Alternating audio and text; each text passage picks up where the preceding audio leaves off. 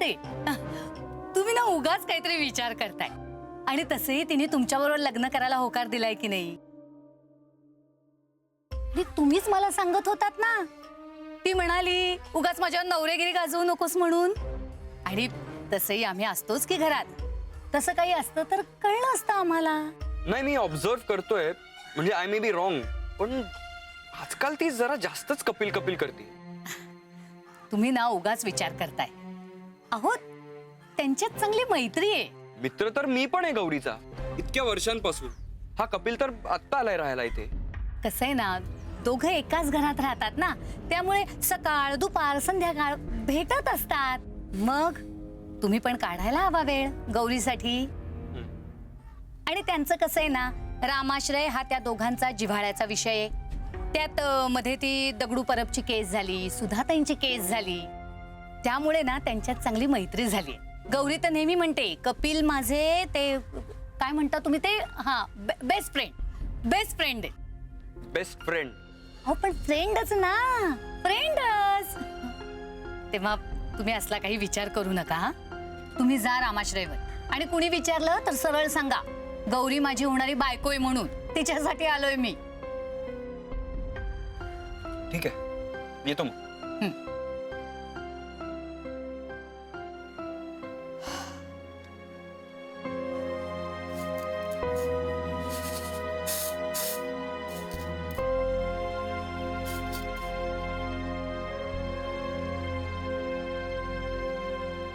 हे काय, तुम्ही कधी आला बाजारातून? इंदू, मला आता तुझ्याशी थोडंसं स्पष्ट बोलायचं आहे.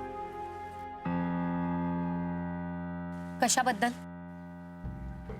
गौरी आणि मालकांमध्ये काहीतरी चालू आहे आणि ते थांबायला हवं असं तू नेहमी म्हणत असतेस. हो मी म्हणतेच. आणि आत्ताही ती रामाश्रयवर गेलीये कपिलना भेटायला. मग जाऊ दे ना, त्यात तुला खटकण्यासारखं काय आहे? अहो हे बघ इंदू, गौरी आणि मालकांमध्ये तसंच जर काही चालू असेल तर त्यात मला काही खटकत नाही. आणि ते ताबडतोब थांबावं असं मला अजिबात वाटत नाही. अहो लग्न ठरलंय तिचं, तेही सौरभशी. ते आत्ता ठरलं. मालकांची आणि गौरीची मैत्री त्यापूर्वीची आहे. इंदू, तुला मालकांबद्दल नेमका काय प्रॉब्लेम आहे? प्रॉब्लेम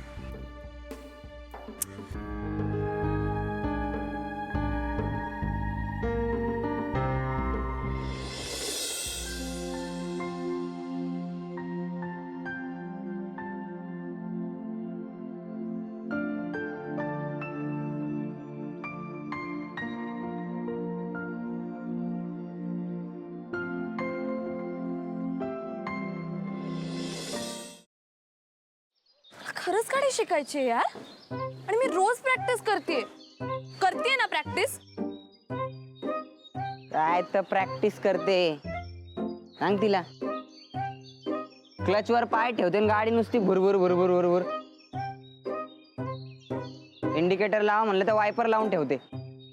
गाडीचं स्टेअरिंग तर असं फिरवते जसं काय लहान पोरांची गाडी आहे. बास हा,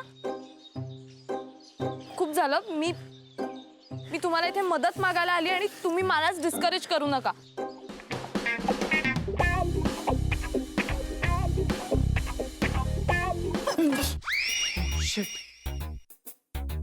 तू पण इथे लपलीयस? हो, मी काही पाल नाहीये भिंतीला चिकटून राहायला. What are you kidding me? अशा सिच्युएशनला तुला विनोद सुचू शकतो? कसं असतं ना, अशी सिच्युएशन आली की आपल्याला टेन्शन येतं आणि मग ते टेन्शन घालवण्यासाठी विनोद करणं चांगलं. व्हॉट्स आहे? नाही.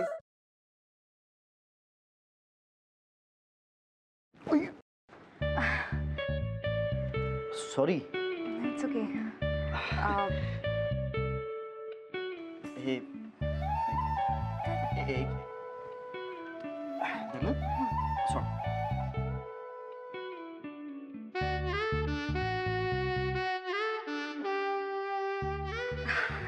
अरे थँक्यू.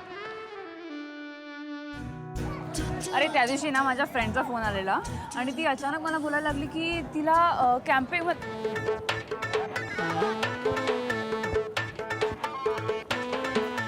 काय करतोयस?